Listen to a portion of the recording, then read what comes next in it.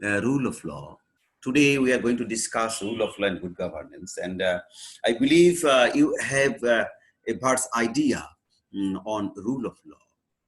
You studied rule of law in many places during your undergraduate program, I do believe. In second year constitutional law, you found the term good governance. Sorry, rule of law. And you're in the course of administrative law, you found a different chapter on rule of law. So uh, you have a deep concept. I do believe you have a deep concept of rule of law. But really, what is the relationship between rule of law and good governance, or the differences between rule of law and good governance, is our today's discussion.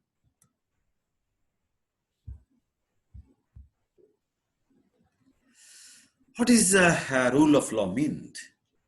Rule of law meant many things. There is no universal definition, universal concept of rule of law. You'll never find any universal definition of rule of law. So rule of law depends on many things. And the traditional concept of rule of law is not same as modern concept of rule of law. So the concept of rule of law already has been changed. So we want to start the traditional meaning, traditional concept of rule of law. But very first stage, I would like to tell you about a very general meaning of rule of law. Rule of law means, as I believe, as I mean, rule of law means everything should be dealt in accordance with the provisions of law. But this is not full and perfect definition of law. What is your understanding about rule of law? You may say all citizens are equal before law and all are entitled to equal treatment of law. Yes, this is also, in some extent, it also means rule of law. Rule of law also means this. But this is not the absolute definition of rule of law. This is not complete definitions of rule of law. Yes, all citizens are equal before law and they are entitled to get equal treatment of law. This is a good thing. This is one of the important messages of rule of law.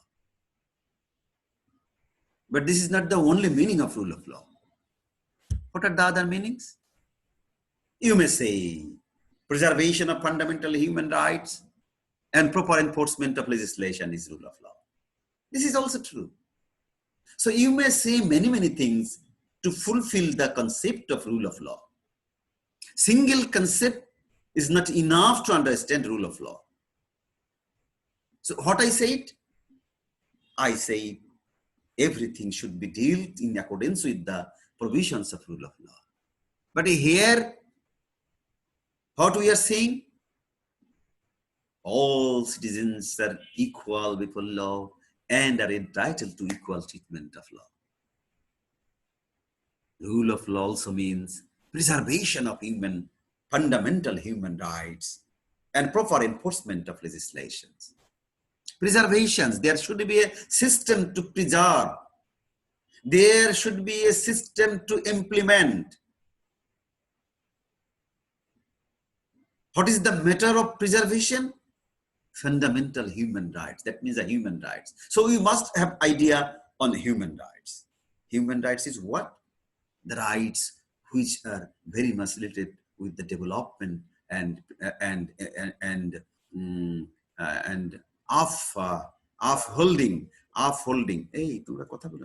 upholding dignity of human.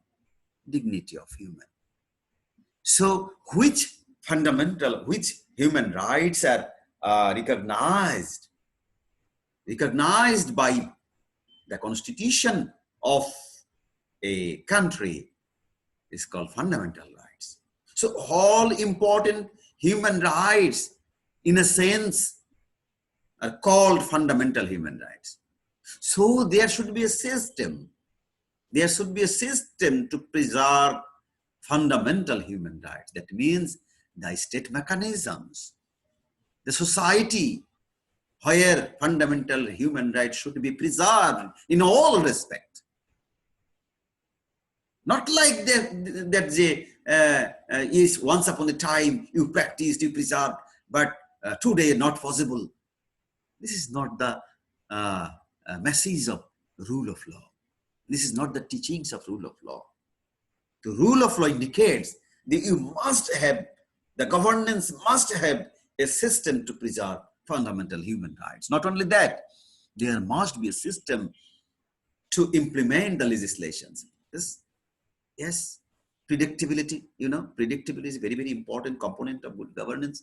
And without the predictable legal framework, we cannot really imagine a welfare state in the world. So if you claim yourself as a welfare state, you must have good number of legislations. You must have good number of predictable legal frameworks. So yes, you may have a good number of rules, regulations, but if you don't have proper mechanisms to implement the legislation, আমরা বাংলায় বলি যে কিতাবে আছে, কিতাবে আছে, তারপরে কি বলি, কিতাবে আছে বাস্তবে না, এরকম বলি না আমরা।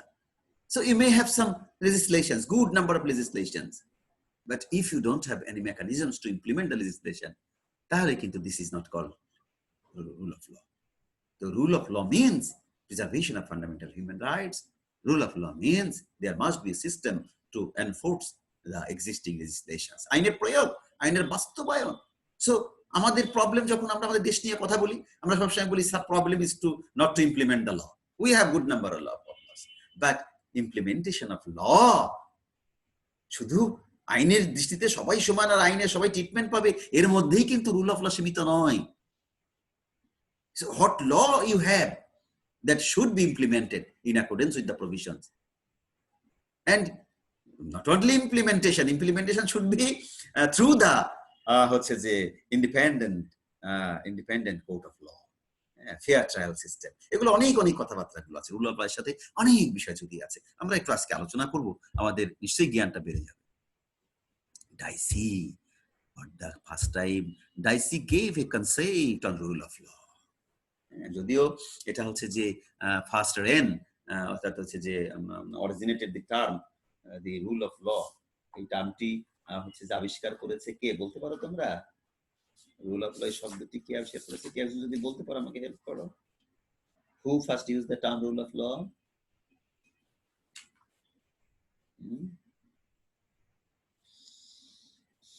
কেউ বলতে পারো? Sir Edward Coke. Sir Edward Coke, who was the Chief Justice in James First Reign, is the originator of this concept. তাহলে প্রথমে যিনি এই কনসেপ্টটি, রুল অফ ল কনসেপ্টটি, এটা তো conceptual development. Rule of law তো একটি কনসেপ্ট। এই কনসেপ্টটা আমাদের সকল শিক্ষা ব্যবস্থার মধ্যে, আমাদের গভর্নেন্সের মধ্যে, আমাদের বিচার ব্যবস্থার মধ্যে, আমাদের শিক্ষা ব্যবস্থার মধ্যে, আমাদের টোটাল সমাজ ব্যবস্থার মধ্যে থাকতে হবে, তাহলে রুল অফ ল হবে। সো এই কনসেপ্টটা কতটুকু ডেভেলপ করেছে তাও কিন্তু রুল অফ ল এর পার্ট। তো sir Edward cook was the chief justice during the James first rain. He originated the term, the concept, rule of law. And A.V. Dicey, for the first time, gave a vivid concept on rule of law. এবং সে rule of ল সম্পর্কে তিনটা কথা বলেছে, তোমরা জানো। উনি বলেছেন supremacy of law. That means once upon a time in England, it seemed that যে king can do no wrong.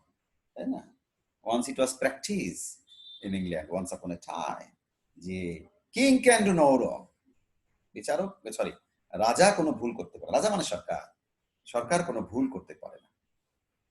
এটা ছিল এক সময়, কিন্তু এই যখন রুল অফ লটি এই কনসেপ্টটি ডেভেলপ করল, তখন কিন্তু ওই জায়গা থেকে the fluctuated, the system fluctuated.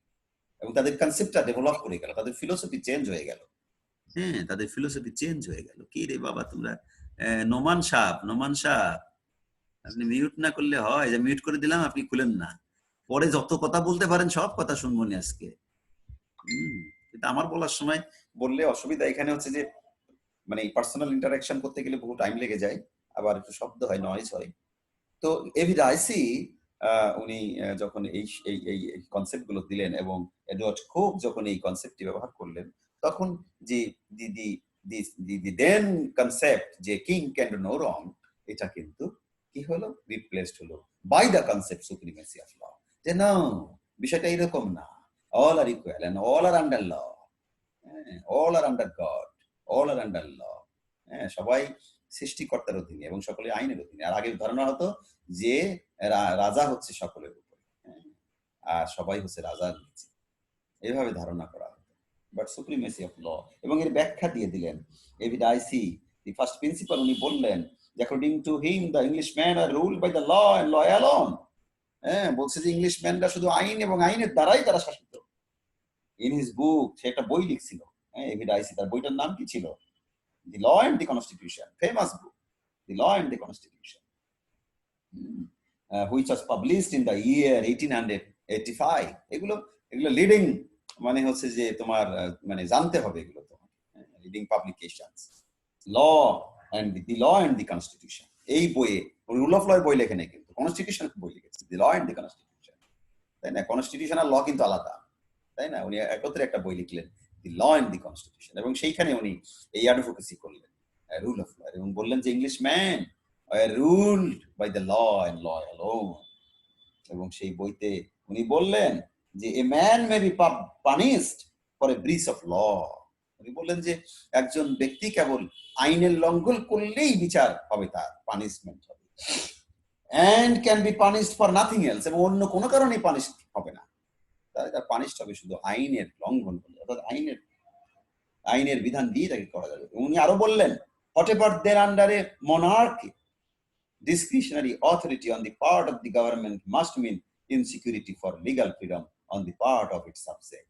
বলছে মনার্কি যদি থাকে তাহলে তো ঝামেলা, স্বৈরতন্ত্র থাকলে তাহলে তো ঝামেলা, তাহলে তো জনগণের যে ফ্রিডম, জনগণের যে অধিকার, সেই অধিকার তো ইনসিকিউর হয়ে যাবে তাদের কাছে। তারা আইনের অধীনে থাকবে জনগণ, জনগণ কোন মনার্কের অধীনে থাকবে না। এই যে ব্যাখ্যা দিলেন, তাই না? ইন দিস কানেকশন ওয়েড বলছে, ওয়েডও কিছু কথাবার্তা বলছে, বলছে the law, rule of law requires that the government should be subject to the law rather than the law subject to the government. Wade এর সাথে যোগ করে বলছে, ওয়েড বলছে যে যে জনগণ এবং সরকার হচ্ছে আইনের অধীন থাকবে, জনগণ আইনের অধীন থাকবে, সরকারও আইনের অধীন থাকবে, এবং জনগণ সরকারের অধীন থাকবে এরকম না। এই যে বলছে, ভালো করে আবার শোনো, the rule of law requires that the government should be subject to the law, সরকার হচ্ছে আইনের সাবজেক্ট হবে, rather than the law subject to the government. আসসালামু আলাইকুম স্যার। কিরা রে বাবা মাঝখানে, তুমি কেবল জয়েন করলে,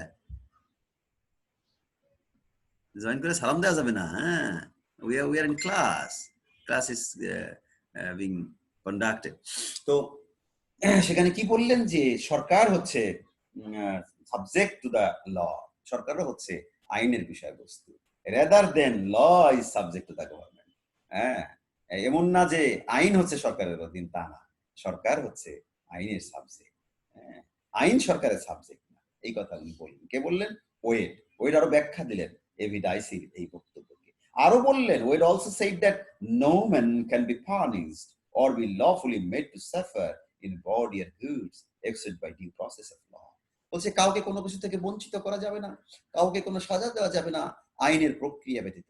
তাহলে এই যে আইনের প্রক্রিয়া, হ্যাঁ, সবাই আইনের অধীন, এটাই সুপ্রিমেসি অফ ল, এটাই supremacy of law. Law will get prevail, law will get prevail. এটা দারুণ একটা ব্যাপার। এবং বলছে and for a breach of law established in the ordinary legal manner before the ordinary courts of the law. এবং এই যে বিষয়গুলো, এই যে বিচারগুলো হবে, এই যে কাউকে পানিশমেন্ট দেওয়া এবং কাউকে ডিপ্রাইভ করা, মানে বঞ্চিত করা কোনো সম্পদ থেকে, কোনো অধিকার থেকে, এটা আইন অনুযায়ী হতে হবে, এটা আইন অনুযায়ী হতে হবে। এবং সেটা কে করবে? বলা হচ্ছে অর্ডিনারি কোর্ট অফ ল।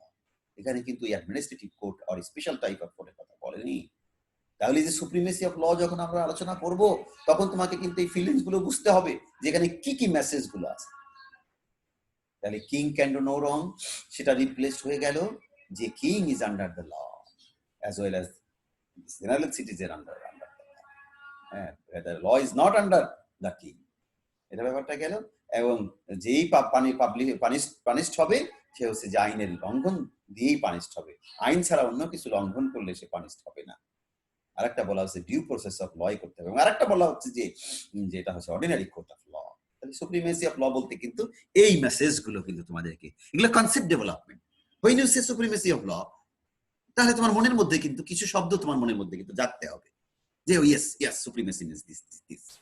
হ্যাঁ, খালি এরকম না যে সুপ্রিমেসি অফ ল আইনের প্রাধান্য, খালি একটু বাংলা জানলাম আইনের প্রাধান্য, আইনের প্রাধান্য, but what do you mean, what is mean by আইনের প্রাধান্য, এটাকে তোমাকে ক্লারিফাই করতে হবে। তাহলে আমরা কিন্তু 4-5টা মতো পয়েন্ট পেয়ে গেলাম যে আইনের প্রাধান্য ব্যাখ্যা 5টা পয়েন্ট পেয়ে গেলাম। Second point is equality before law. What does it mean? এই ব্যাখ্যাগুলো কিন্তু এভি ডাইসিও দিয়েছে। এভি ডাইসি তার কনসেপ্টের মধ্যেই ফার্স্ট মানে explain all of this three things. তিনি 3টা বলতেই বুঝিয়েছেন রুল অফ ল, এই 3টাকেই উনি বুঝিয়েছেন। তো ইকুয়ালিটি বিফোর ল সম্পর্কে উনি কি বলেছেন? The second principle is equality before law. According to this principle all persons are under law and they are entitled to equal protection of ordinary law. দেখছো? এবং সকলেই ইকুয়াল প্রোটেকশন পাবে, সকলে যেমন আইনের অধীন থাকবে। ওই সুপ্রিমেসি অফ ল থেকে এখানে আসলো একটা অংশ, আর একটা বললো everybody should be treated equally, everybody should be treated equally, সকলকে ইকুয়ালি ট্রিট করতে হবে, হ্যাঁ, আন্ডার অর্ডিনারি ল, এবং সেটা হবে অর্ডিনারি। স্পেশাল ল করা যাবে না। Special law means special treatment, and special treatment is not permitted under rule of law. The rule of law মধ্যে special law, special treatment, special code, special man, special privilege, something special, the rule of law doesn't permit. তারপরে Dicey denied the separate treatment on the grounds of rank or condition of citizens.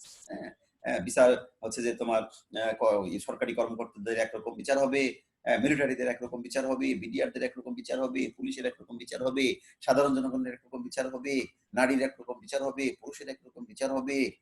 এটা না, এটা হবে না rule of law এর কথায়। কিন্তু বর্তমান যুগে এসে তো আমাদের ভিন্ন ভিন্ন ভাবে কনসেপ্ট গুলো আবার ডেভেলপ করেছে, সেগুলো আমরা দেখব। তো Dicey criticise the French legal system of droit administrative. ওই যে ডাইসি হচ্ছে লন্ডনে বসে, সে হচ্ছে ওই ফ্রান্সের যে ড্রয়েট অ্যাডমিনিস্ট্রেটিভ, যেটা তোমরা পড়েছো অ্যাডমিনিস্ট্রেটিভ লয়ে, যে ড্রয়েট অ্যাডমিনিস্ট্রেটিভ, ওখানে অ্যাডমিনিস্ট্রেটিভ ল যে ডেভেলপ করেছে, সেপারেট কোড ডেভেলপ করেছে, অ্যাডমিনিস্ট্রেটিভ কোড ডেভেলপ করেছে, অ্যাডমিনিস্ট্রেটিভ মেকানিজমস ডেভেলপ করেছে। এইটাকে উনি বলছেন যে no no, under rule of law we don't find any types of মানে special treatment, that means droit administrative আমরা এটা পাই না, এটা দেখতে পারি না, এবং সেপারেট অ্যাডমিনিস্ট্রেটিভ ট্রাইব্যুনাল থাকতে পারে না। হ্যাঁ, লর্ড ডেনিং আমার এর সাথে যোগ করে বলেছে, লর্ড ডেনিং এর নাম তোমরা জেনে থাকবে, our English law does not allow a public officer to shelter behind a droit administrative. আমাদের ইংলিশ ল এর মধ্যে এরকম কোন সিস্টেম নাই যে সরকারি কর্মচারীকে হচ্ছে যে প্রশাসনিক ট্রাইব্যুনাল বা প্রশাসনিক আইনের অধীনে নিয়ে আসতে হবে। One of the objectives of DICE was to bear all people in the control of ordinary law and ordinary law courts without discrimination any person on the grounds on rank or gradation. কোন র্যাঙ্কে, কোন গ্রেডেশনে কাউকে কোনো মানে discrimination করা যাবে না। DICE also mentioned that to establish a special court or tribunal for state official is contrary to the equality. উনি বলছেন যে special court, special tribunal, special treatment is very much contrary to the principle, very much contrary to the rule of law concept. এটা উনি ব্যাখ্যা দিয়েছেন। উনি third বলেছেন প্রিডমিনেন্স of legal spirit. এখন তোমরা যখন তোমাদের কাছে জিজ্ঞাসা করা হবে, হ্যাঁ, যে what is meant by rule of law, আমি তুমি বললে যে ডাইসির কথা বলে দিলে, হ্যাঁ, supremacy of law, equality of law, predominance of legal spirit, তাহলে তো ডাইসির কথা হইলো বাবা, তোমার কথা তো হলো না। আর ডাইসি তো সেকেলে সেই 1885 সালে উনি দিয়েছেন, বাট এখন 2020 সাল, এখন তো করোনার আমল, তাই না? এখন এই করোনা কেউ পারতেছে না, সারা পৃথিবী ছড়াই গেছে। হ্যাঁ, সুতরাং ডাইসির আমল তো এখন নাই, তাই না?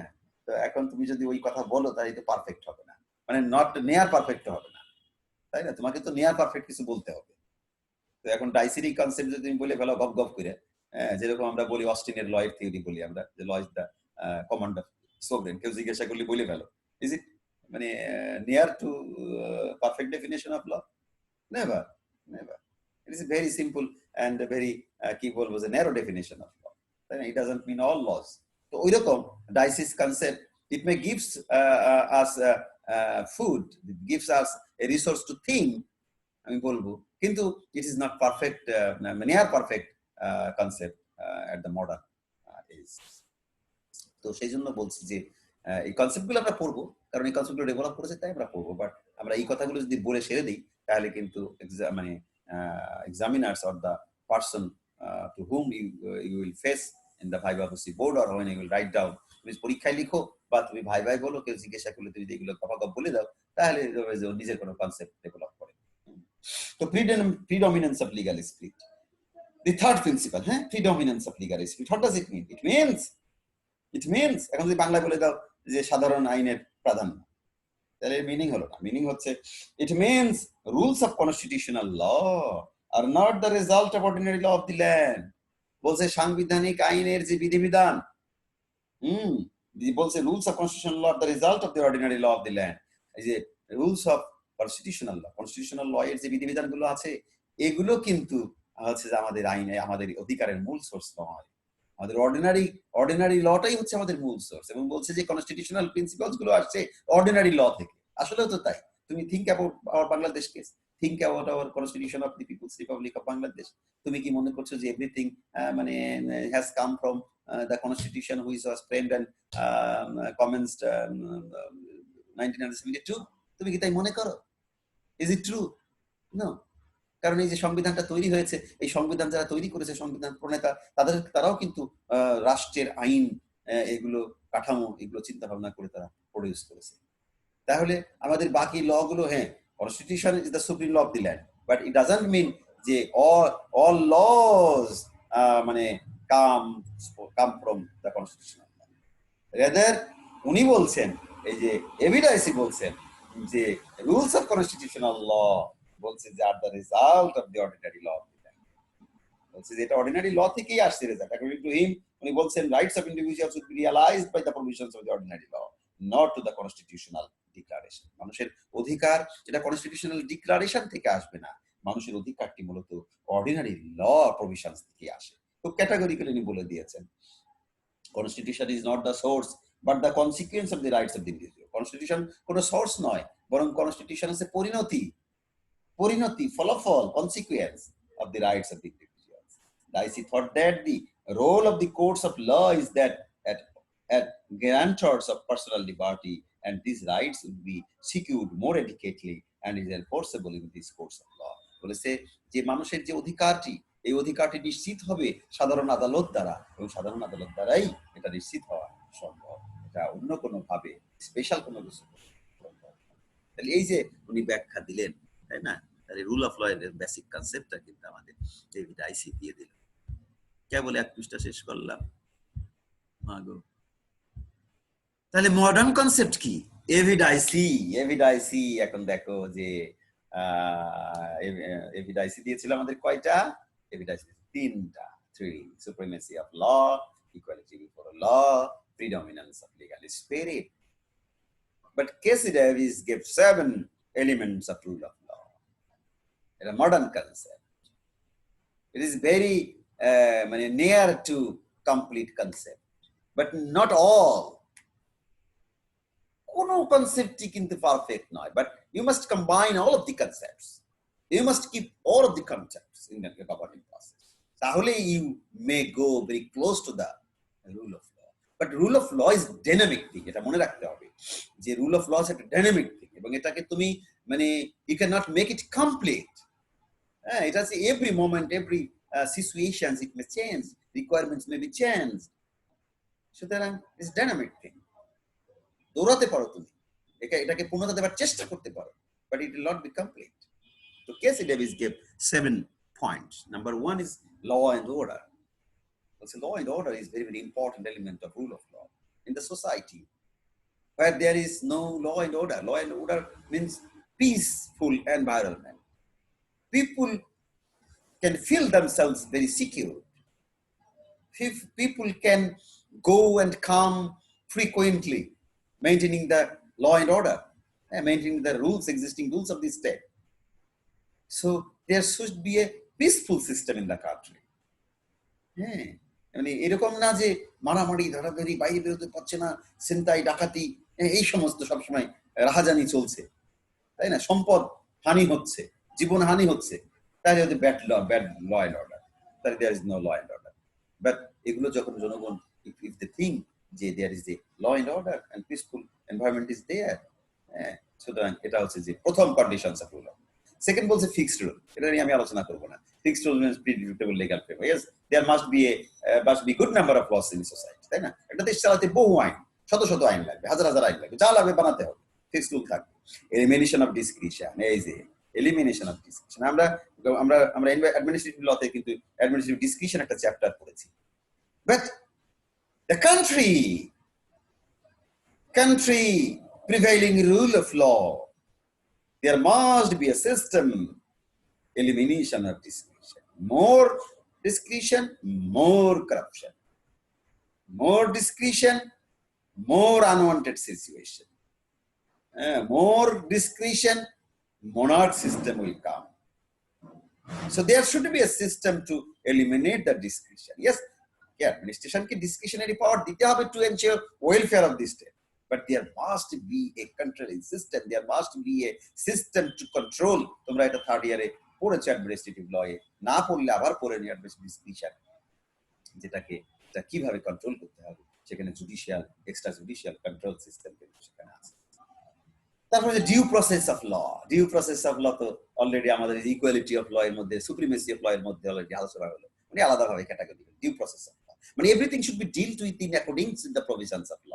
তুমি যা কিছু বিচারাচার করবা, যা কিছু নিষ্পত্তি করবা, কোনো মানুষকে দেবা, কোনো মানুষ থেকে বঞ্চিত করবা, তাই তো? রাষ্ট্রের তো কাজ দুটাই, দেওয়া আর না দেওয়া, বঞ্চিত করা, এই তো, তাই না? কাউকে কেউ পাবে তাকে সেটা দেওয়া, যে পাবে না তাকে সেটা থেকে বঞ্চিত করে দেওয়া। না, তুমি you are not entitled to get it according to ল।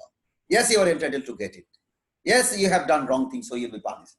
এই যে দেওয়া না দেওয়ার যে হচ্ছে যে একটা ব্যাপার, তাই না? তো সেই জায়গায় কিন্তু রাষ্ট্রকে should follow the due process of law, and there should be a system of observance of natural law, natural justice principal. এখন ন্যাচারাল জাস্টিস কি, এটাও তোমরা কনস্টিটিউশনে পড়েছো, এটাও তোমরা হচ্ছে ন্যাচারাল জাস্টিস তো আমি পড়াইছি, সম্ভবত তোমাদের জুরিসপ্রুডেন্সও পড়াইছি। আর ন্যাচারাল জাস্টিসের there is a specific chapter, distinct chapter on administrative law, সেখানে তোমরা ন্যাচারাল জাস্টিস তোমরা পড়েছো। Especially discharging judicial and quasi-judicial functions, the authority must follow each and every principles of natural justice. Audios pardon, memo debates judice in propria causa, speaking orders. These are the three important principles of natural justice. The judge cannot be, judge should be impartial. One should not be judged in his own cause. এই যে বিষয়গুলো, তাই না? এই বিষয়গুলো হচ্ছে যে principles of natural justice. And decision should be reason, that means decision should speed, তাই না? তো ন্যাচারাল জাস্টিস কে তুমি কিন্তু ভায়োলেট করতে পারবে না। So observance of natural justice is part of rule of law. If you claim that yes, there is a part of rule of law, but there is no system to observe natural justice principle, so এটা তো হবে না। Preferences of judges, so is the ordinary court and ordinary judges, their অগ্রাধিকার দেওয়া, they will get prevail over all organs of the state, and there should be a system of judicial review. Judicial review, it is very very important thing, that is new thing. K C Davis যে কথা বলেছে, there must be a judicial system to review all functions of the government. If there is no constitutional or any legal system of judicial review in the governance system, কখনো you cannot claim that you have a governance with rule of law. No, rule of law থাকা মানেই হচ্ছে there must be a system of judicial review. এখন judicial review কি, এটা নিয়েও তোমরা সংবিধানে পড়েছো। জুডিশিয়াল রিভিউ কি, এটা নিয়েও তোমরা অ্যাডমিনিস্ট্রেটিভ লতে পড়েছো, তাই না? Marbury versus Madison case, famous case in the world, American case, তাই না? বাংলাদেশেও জুডিশিয়াল রিভিউ নিয়ে good number of cases, hundreds of cases আছে। তাছাড়া তোমাদের যে কেস ল বই দিয়েছি তার মধ্যে কনস্টিটিউশনাল অল কেসেস, অ্যাডমিনিস্ট্রেটিভ, তারপরে তোমার হচ্ছে যে public interest litigation cases, all are part of হচ্ছে যে জুডিশিয়াল রিভিউ কেসেস, তাই না? আমাদের সংবিধানে 102 এ জুডিশিয়াল রিভিউ ব্যাপারটা বলা আছে। ফান্ডামেন্টাল রাইটসটা বলা আছে 102 আর জুডিশিয়াল রিভিউটা বলা আছে 102 আবার 102 কিন্তু মাঝে মাঝে টাচ করে যখন it relates with the fundamental rights. when the government function relates with the fundamental rights তখন হচ্ছে তোমার 102 চলে যাবে, তাই না? আবার যখন not doesn't relate with the fundamental rights তখন চলে যাবে 102 তো 102 আর 102 তোমাদেরকে কিন্তু ভালো করে করতে হবে। 1021 1022 তো 2 তে হচ্ছে সবই read violation of fundamental rights. Fundamental rights ভায়োলেশনটা 102 আর হচ্ছে যে জুডিশিয়াল রিভিউ হচ্ছে ওই যে রিড, এবং এই রিড গুলোর সাথে আবার রিলেট করে হচ্ছে ফান্ডামেন্টাল রাইটস ভায়োলেশন। আবার কনস্টিটিউশন ভায়োলেশন হলে করতে পারে। এই যে টোটাল ম্যাটার্স গুলো যে হায়ার কোর্ট করে থাকে, this is judicial review. Professor Wade very আমি বলবো যে famous scholars, very brilliant scholars. Professor Wade, Katie Davis less brilliant. উনি 7টা দিছে আর প্রফেসর ওয়েড 3টার মধ্যে দুনিয়া সব বুঝাই দিছে। Professor Wade gave three components of rule of law. One is law and order. Yes, it is common. Casey Davis and Professor Wade. Legal doctrine of fundamental importance. What does it mean? Legal doctrine of fundamental importance. Government must be conducted according to law. Legal doctrine of fundamental importance. তার মানে কি? Legal doctrine সমগ্র আইন ব্যবস্থা, সমগ্র রাষ্ট্র ব্যবস্থা দাঁড়িয়ে থাকবে কতগুলো লিগ্যাল ডক্ট্রিনের উপর। ডক্ট্রিনাল ডেভেলপমেন্ট, বুঝছো? এই যে আইন পড়া হয় কেন বিশ্ববিদ্যালয়ে, কি আইন পড়া হয়? বিশ্ববিদ্যালয়ে ডক্ট্রিন পড়া হয়, বিশ্ববিদ্যালয়ে জুরিসপ্রুডেন্স পড়া হয়। এই যে জুরিসপ্রুডেন্সিয়াল ডক্ট্রিন অফ লেজিটিমেসি, এই যে rule of law is a doctrine, impartiality doctrine, popular participation doctrine, এগুলো গুড নাম্বারস অফ ডক্ট্রিন আছে। বলছে যে government must be conducted according to law. সরকার আইন অনুযায়ী তার সমস্ত কাজকর্ম, রুলস অফ বিজনেস মেনে চলবে, সংবিধান মেনে চলবে, এক্সিস্টিং ল মেনে চলবে। এগুলো সবই হচ্ছে রাষ্ট্রকে করতে হবে। এগুলো legal doctrine of fundamental importance. আরো বলছে and that in disputed cases what the law requires is declared by the judicial decision. এবং যদি কোনো ডিসপিউট আসে সেখানে রাষ্ট্রকে অবশ্যই সরকার বলতে রাষ্ট্র বলতে এখানে বিচার বিভাগ বোঝাচ্ছে, তারা আইনের বিধান অনুযায়ী নিষ্পত্তি করবে। এটাকেই বলা হচ্ছে legal doctrine of fundamental importance. 3 number কি বলছে দেখো, কত স্কলারলি কমেন্টস, স্কলারলি হচ্ছে যে putting words. Body of political opinion, কত বড় কথা, বডি অফ পলিটিক্যাল অপিনিয়ন। তাহলে কোথায় ছিল all men are equal before law and are entitled to equal protection of law, rule of law definition ছিল। আমি বললাম যে rule of law means all citizens, মানে all are, মানে everything should be done or dealt in accordance with the provisions of law, তাই না? এভিডাইসি 3টা কথা বললো, কেসি ডেভিস 7টা বললো, আর উনি এসে কি বলতেছে? বডি অফ পলিটিক্যাল অপিনিয়ন আবার যোগ করে দিল। কি বলছে?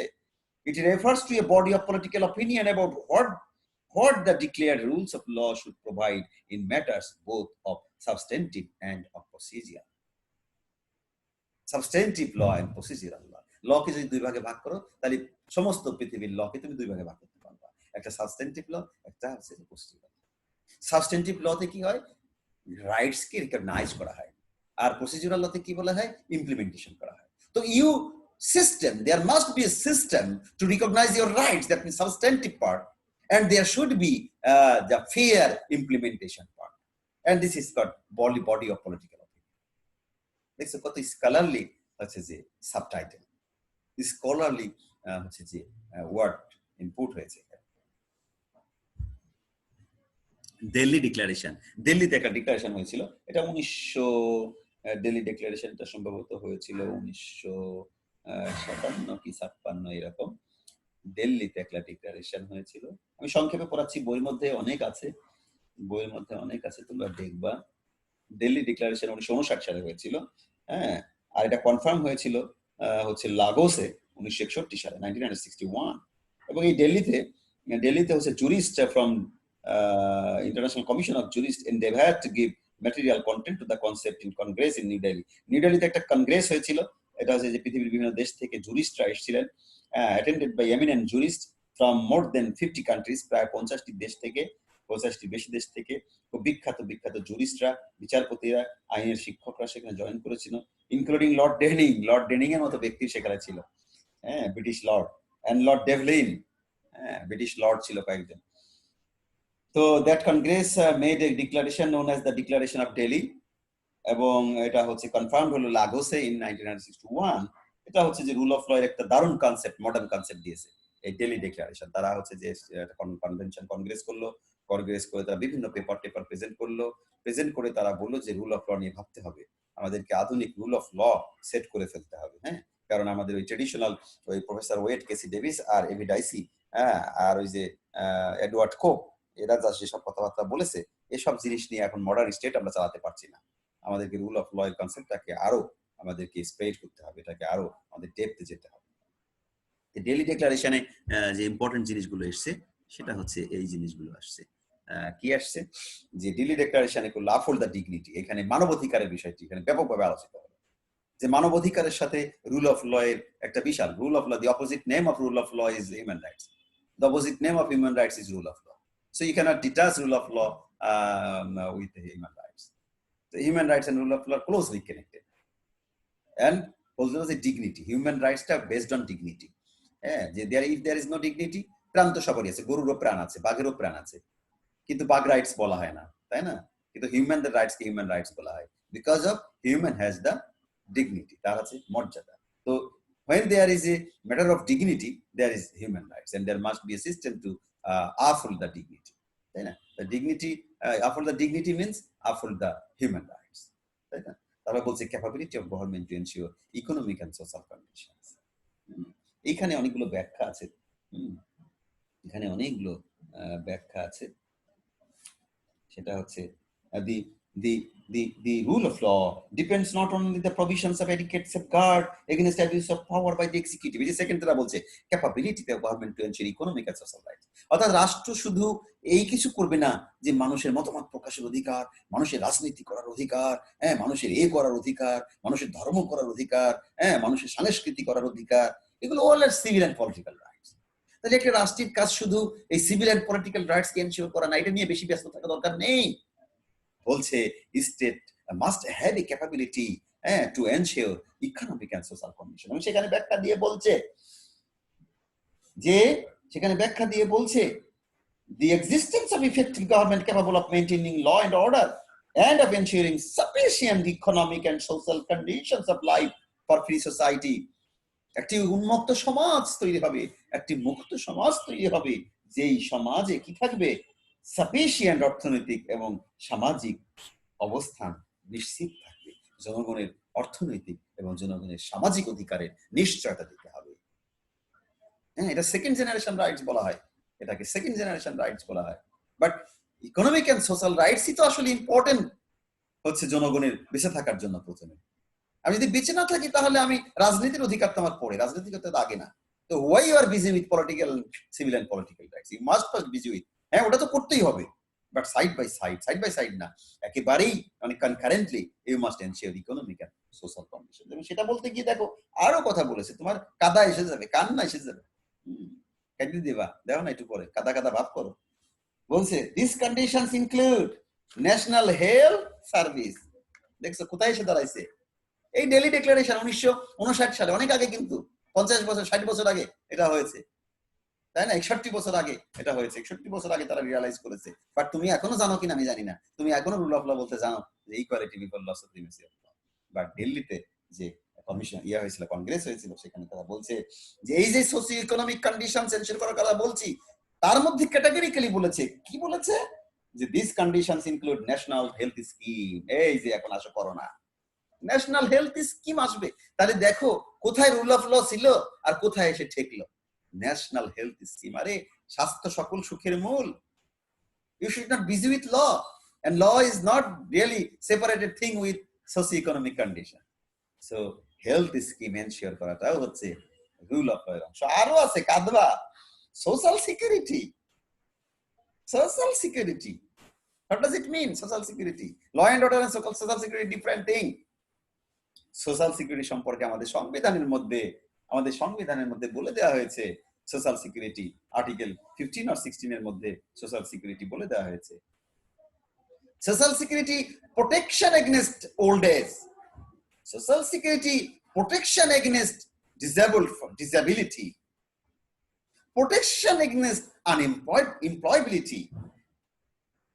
একটা রাষ্ট্রের জনগণকে রক্ষা করতে হবে তার বিপদ থেকে, রক্ষা করতে হবে তার ডিসেবিলিটি থেকে, রক্ষা করতে হবে তার বয়স্ক থেকে। একজন বয়স্ক মানুষ not capable to do work, not capable to move, is not capable to earn, and likely the disabled person, they cannot do, they cannot earn, but each state has a mechanism to provide support to these classes of people.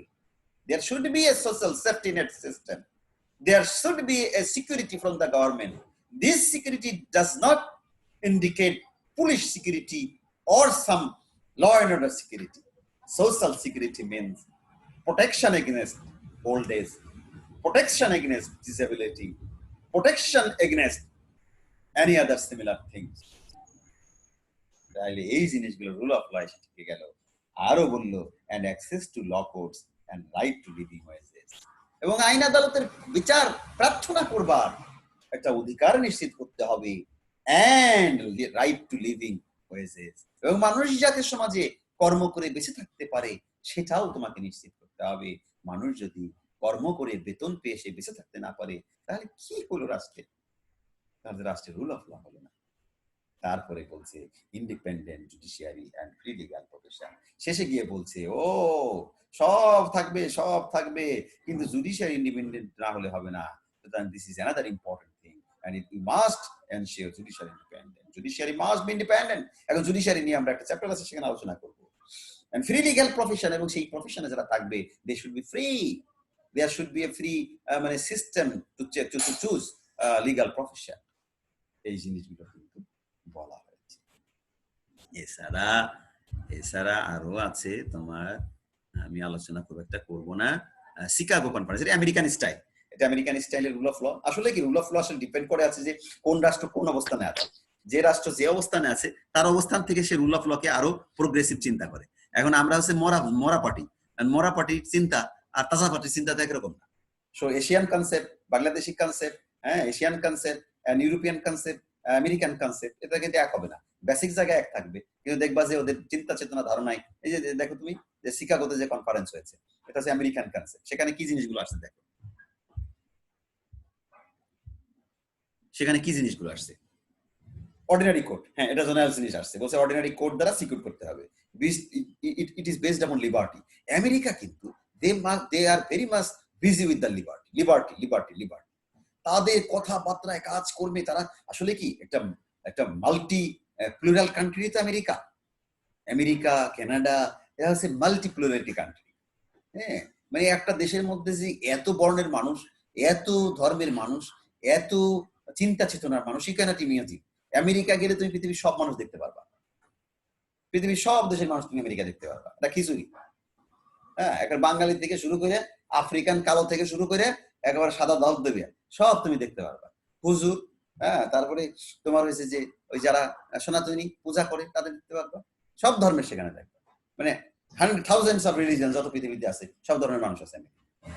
এটা মানে মাল্টিপ্লুরালিটি system. তো তারা they are always busy with the liberty. এবং সেখানে দেখো যে তারপরেও কিন্তু সেখানে ডিসক্রিমিনেশন হচ্ছে রিলিজিয়াস ডিসক্রিমিনেশন, তারপরে হচ্ছে যে কালার ডিসক্রিমিনেশন, তাই না? ব্ল্যাকদেরকে যে সেজন্য ব্ল্যাক লাইভস ম্যাটার নিয়ে তারা আন্দোলন করছে, এখনো মুভমেন্ট ইজ গোয়িং অন। এবং এটা হচ্ছে নিউ ইয়র্কে এটা চলছে, এবং নিউ ইয়র্কের হচ্ছে গভর্নরের সাথে হচ্ছে যে ডোনাল্ড ট্রাম্পের একটা কিন্তু স্নায়ু যুদ্ধ চলছে এটা নিয়ে। তো এই যে লিবার্টি থাকতে হবে ভাই, স্টেটে লিবার্টি যদি না থাকে তার fault of rule of law. তারপর হচ্ছে supremacy of law over the government, over the society, এটা already discuss. Supremacy of legislation with values, that is important. আইন থাকবে, আইনের প্রাধান্য থাকবে, আর আইনের মধ্যে থাকবে values. There should be a process. এই যে ভ্যালুজ নিয়ে কিন্তু আমাদের আলোচনা হয়েছে, ভ্যালুজ নিয়ে আমরা আলোচনা করেছি অ্যাকাউন্টেবিলিটির মধ্যে, হ্যাঁ ভ্যালুজ নিয়ে আলোচনা করেছি গুড গভর্নেন্সের মধ্যে। যে ভ্যালুজ, হ্যাঁ এম্পাওয়ারমেন্ট হচ্ছে একটা প্রসেস। সেটা মধ্যে থাকবে ভ্যালুস, কন্টেন্ট, এগুলো আমরা আলোচনা করেছি না, ভ্যালুস, তাই না? এই ভ্যালুস থাকতে হবে আইনের, আইনের there should be a fair system to implement, এগুলো থাকতে হবে, অ্যাকাউন্টেবিলিটি, ট্রান্সপারেন্সি থাকতে হবে। এরপর ওয়ার্ল্ড ব্যাংক অপারেশনাল হচ্ছে যে কম্পোনেন্ট দিয়েছে rule of law. World bank কি বলেছে এটা ভালো করে পড়তে হবে। হ্যাঁ, ওয়ার্ল্ড ব্যাংক কি বলেছে, set of rules known in advance, আগে ভাগে আইন কানুন জানতে হবে, predictable level framework, okay good, এটা common rules that are actually enforce, এবং সেটা বাস্তবায়ন থাকতে হবে। ওকে, ওনাদের শব্দ ভিন্ন, বাট আমরা কিন্তু ইতিমধ্যে পাঠ করেছি এনশিওরিং অ্যাপ্লিকেশন অফ রুলস, ওনার শব্দ ভিন্ন, বাট ঠিক আছে, এটা আমরা আগে পড়েছি। Conflict resolution through independent body, এটাও তারা বলছে, এটাও ইন্ডিপেন্ডেন্ট কোর্ট, ইন্ডিপেন্ডেন্ট সিস্টেম তারা চাচ্ছে, এটাও আমাদের মধ্যে আছে। অ্যামেন্ডমেন্ট প্রসিডিওর, এই যে এই জায়গায় এসে বলছে নতুন কথা, নতুন কথা, ডিরেগুলেশন থাকতে হবে ভাই, কঠিন জটিল জায়গায় থাকলে চলবে না। There should be a must, there should be a system of amendment, reform system should be there. So rule of law is dynamic thing. তুমি যদি শিখে ট্রেডিশনাল মেথড নিয়ে পড়ে থাকো তাহলে তুমি ইমপ্রুভ করতে পারবে না। So there should be amendment process. তাহলে এই পাঁচটা কন্ডিশনস দিয়ে দেব ওয়ার্ল্ড ব্যাংক। এগুলো মডার্ন কনসেপ্ট ভাই, এগুলো সব মডার্ন, মিলতেছে, হ্যাঁ, এভিডেন্সের সাথে মিলতেছে, মিলবে না, মিলবে না, এভিডেন্সের সাথে মিলবে না, মৌলিক জায়গায় মিলবে, মৌলিক জায়গায় মিলবে। নাও নাও যে রুল অফ ল এর সাথে হচ্ছে যে গুড গভর্নেন্সের রিলেশনটা, রুল অফ ল এর সাথে গুড গভর্নেন্সের রিলেশনটা,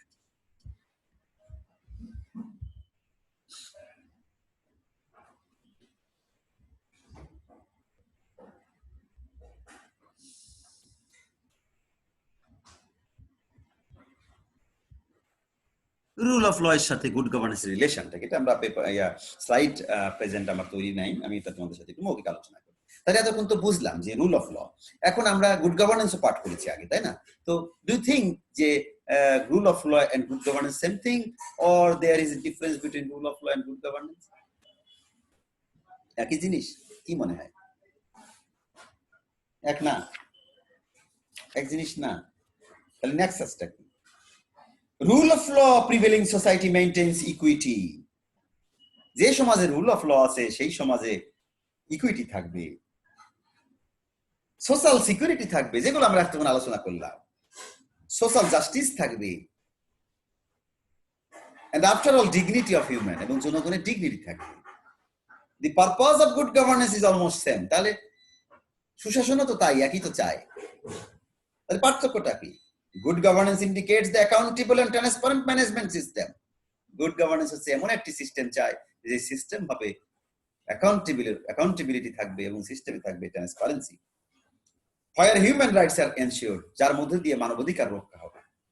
Rule of law tells about sufficient protection of economic, social and cultural rights, and good governance ensures effective management with equitable and fair distribution of natural resources.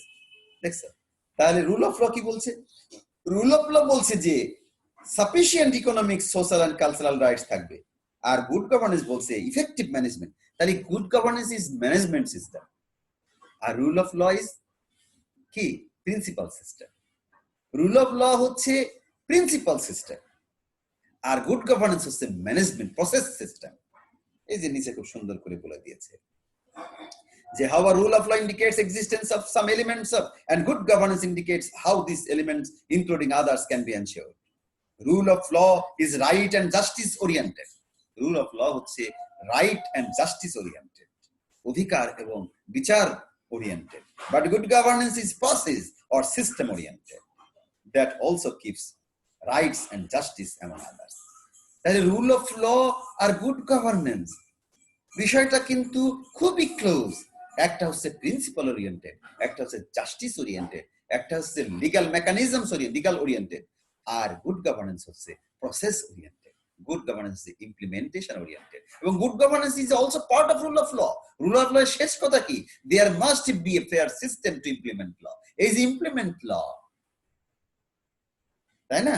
এটা হচ্ছে good governance. তাহলে good governance is process oriented and rule of law is rights and justice oriented.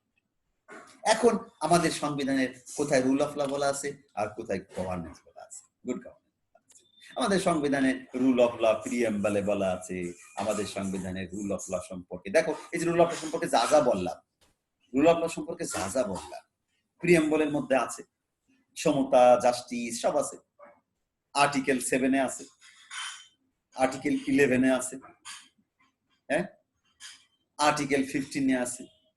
Rule of ল কথাবার্তা বলা আছে, মৌলিক অধিকারের কথা বলা আছে।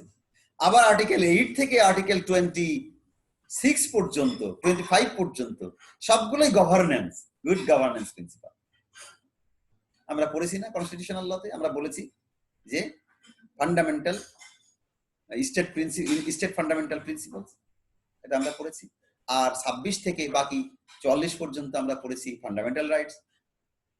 তাই এই যে ফান্ডামেন্টাল স্টেট প্রিন্সিপাল, যেটা আর্টিকেল 8 থেকে 25 পর্যন্ত, এটা গভর্নেন্স, গুড গভর্নেন্স প্রিন্সিপাল। একটা রাষ্ট্র কিভাবে কাজ করবে, একটা রাষ্ট্র কিভাবে তার আইনের বাস্তবায়ন করবে, সোশ্যাল জাস্টিস কিভাবে নিশ্চিত করবে, সমস্ত কিছু তার ডিরেকশনস দেওয়া আছে। and it is not mandatory. You cannot enforce article 8 to 25 by the court of law, but ব্যাখ্যা দিয়ে করতে পারো। সেটা তো আমরা পরবর্তী এগুলো তো পড়ে এসছো মৌলিক এডুকেশন, ফান্ডামেন্টাল এডুকেশন, এগুলো তো আমরা জানি। তো এখন আমরা একটা ক্রিটিসিজমে আসতে পারি যে এই যে আমরা সংবিধানে আমরা দেখলাম বাংলাদেশের লিগাল রিজিম, দেখলাম রুল অফ ল, এবং বাংলাদেশের লিগাল রিজিম দেখলাম হচ্ছে আমরা গুড গভর্নেন্স। এখন এই দুইটার যে ক্লোজ রিলেশনশিপ দিয়েই তো একটি সুন্দর রাষ্ট্র তৈরি হবে। সো সেই দুটি সুন্দর এলিমেন্ট দিয়ে একটি সুন্দর রাষ্ট্র, দুটি এলিমেন্ট দিয়ে একটি সুন্দর রাষ্ট্র তৈরি করা, in the way to ensure the state with good governance and rule of law, আমাদের কি কি obstacles আছে on the way, সেগুলো নিয়ে আমরা একটা আলোচনা করতে পারি। এই আলোচনাটা আমি তোমাদেরকে শুরু করতে অনুরোধ করব। তোমরা আলোচনা করো, তোমরা আলোচনার দ্বার উন্মুক্ত করো, আমি তোমাদের সাথে শরীক হব। Think yourself, just you can get 1 minute more to think yourself, যে on the way to establish rule of law as well as good governance, what are the obstacles we are facing? You may mention some case laws, you may mention some events, you may mention some কি বলবো যে recent developments, case studies doesn't mean যে high court supreme court case, হ্যাঁ, যে কোনো একটা সমাজের যে কোনো একটা ঘটনাকে উল্লেখ করা হচ্ছে যে case studies, or you can give your opinion, your realization, your synthesis, your হচ্ছে যে অ্যানালাইসিস। সো চিন্তা আশা করি শেষ হয়ে যাচ্ছে, হ্যাঁ, খুব তাড়াতাড়ি চিন্তা শেষ হয়ে যাচ্ছে, এবং যখন যে আমার সাথে হচ্ছে কথা বলবে, সবাই আমরা শুনবো, বাকি সবাই, এবং যে যখন কথা বলবো তখন তার মিউটটা আমরা হচ্ছে যে অডিওটা আনমিউট করবো, আনমিউট করে কথা শেষ হয়ে গেলে আবার মিউট করে দেবে, হ্যাঁ, আবার যিনি এখানে কন্ট্রিবিউট করবে তিনি আবার আনমিউট করে কথা বলবে। Now it's your time to raise the barriers, obstacles on the way of rule of law and good governance in Bangladesh case. Who want to gate the floor first?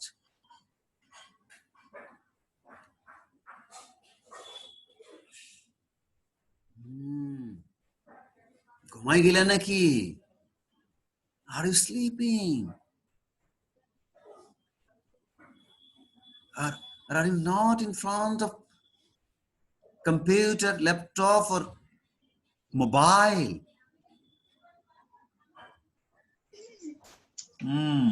Gipari bolo।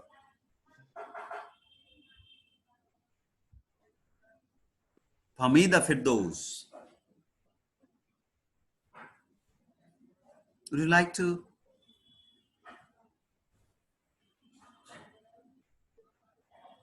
Who want to like to contribute?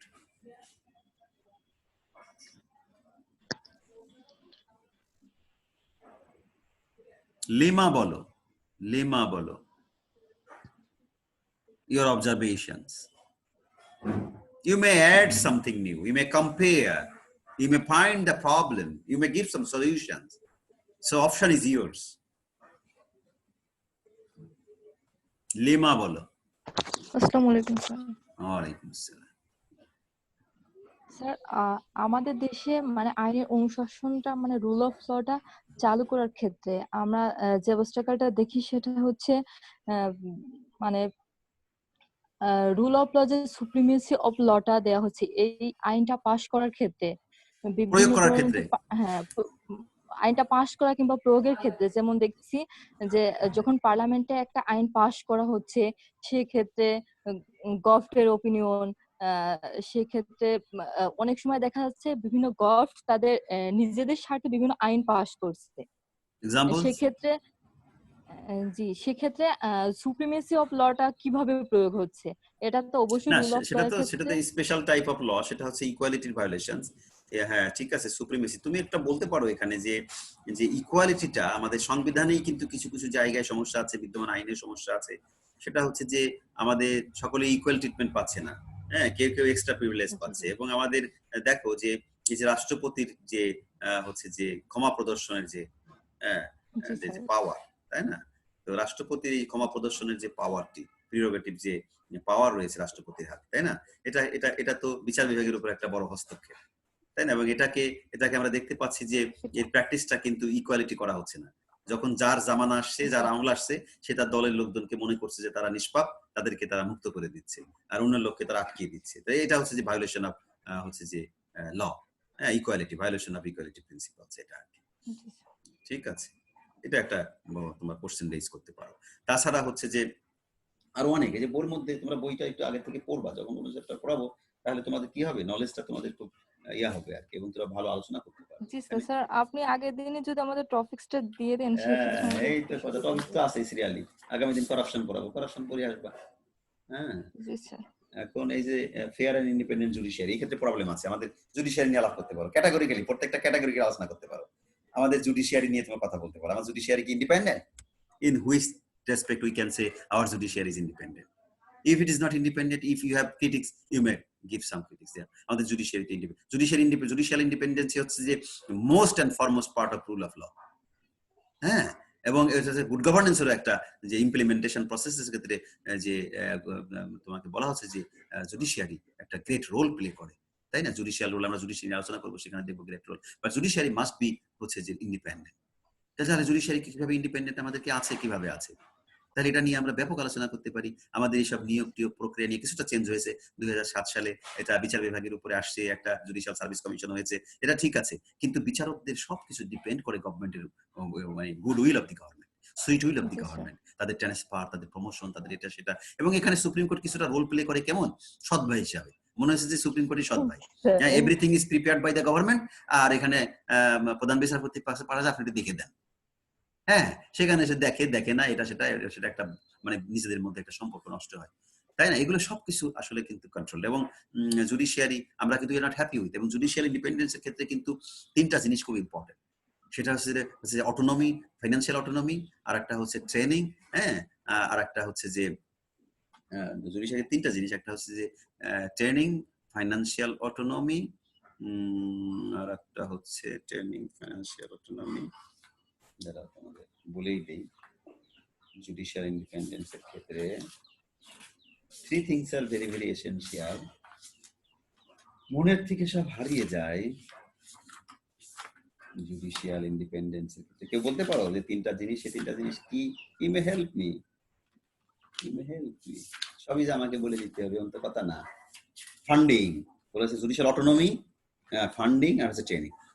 Judicial autonomy, এটা funding না, প্রথমে হচ্ছে judicial autonomy বলে ফেলেছি অবশ্য আমি। Judicial autonomy, তার একটা অটোনমি দিতে হবে, অর্থাৎ অর্থাৎ সে হচ্ছে স্বাধীনভাবে কাজ করবে। অটোনমি মানে হি ক্যান থিঙ্ক, মানে they can think themselves, they can do themselves, they can plan themselves, they can implement themselves, that is full autonomy. আর নাম্বার টু হচ্ছে funding, enough funding should be provided to the judiciary. আর third বলা হচ্ছে যে judicial personnel should be trained up, মানে এটা this is continuous process to train the judicial person, তাই না? তো এটা কতটুকু হচ্ছে? তাছাড়া সংবিধানের আর্টিকেল 116, 115 এগুলো তোমরা দেখবা, সেখানে রাষ্ট্রপতি নিয়োগ করে, সেখানে রাষ্ট্রপতি, হ্যাঁ ঠিক আছে, রাষ্ট্রপতি as a head of the state, head of the state, হ্যাঁ, হেড অফ দি স্টেট রাষ্ট্রপতি, আর হেড অফ দি গভর্নমেন্ট হচ্ছে প্রধানমন্ত্রী, ঠিক আছে। But everything is dealt with the prime minister. এই রাষ্ট্রপতি নিয়োগ করে কথাটা কিন্তু সঠিক না, এই নিয়োগ করে কিন্তু প্রধানমন্ত্রীর মধ্য দিয়ে কিন্তু রাষ্ট্রপতির কাছে যায়।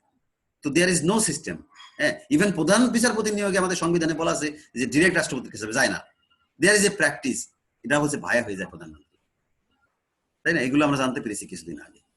তো এইসব জিনিসগুলো তোমরা হচ্ছে যে আলোচনায় আনতে পারো। আরো আলোচনায় আনতে পারো কি কি বলো? আর কেউ? আর কেউ? আর কেউ? স্যার আসসালামু আলাইকুম। হ্যাঁ বলো। ওয়ালাইকুম আসসালাম। স্যার আমাদের কনস্টিটিউশনাল ল তো এটা সুপ্রিমেসি অফ ল, এইখানে আর্টিকেল 77 এ বলা আছে অম্বুডসম্যান, এটা বলা আছে কিন্তু স্যার বাস্তবে তো এটার কোনো প্রয়োগ নাই। Good thing. তাহলে এখানে রুল অফ ল তো স্যার নিশ্চিত করা হয়নি। গুড গভর্নেন্স এবং রুল অফ ল দুটোর ক্ষেত্রেই একটা যদি আইনও করা হয়েছে, অম্বুডসম্যান অ্যাক্টও করা হয়েছে। হ্যাঁ, অম্বুডসম্যান অ্যাক্টও করা হয়েছে, কিন্তু শুধু অম্বুডসম্যান সম্পর্কে ইন্ডিকেশনস না, 77 not only indications, we have a law on ombudsman. হ্যাঁ, ombudsman নিয়ে আমাদের আইনও আছে, কিন্তু এটা বোধহয় 80 সালের না কত সালের একটা আইনও আছে। তো সেই আইনটা তো ইমপ্লিমেন্ট হয়নি, ওটা গভর্নমেন্ট এখনো ombudsman নিয়োগ করেনি। So yes, good point. আর কি পয়েন্ট আছে? নোমান বলো।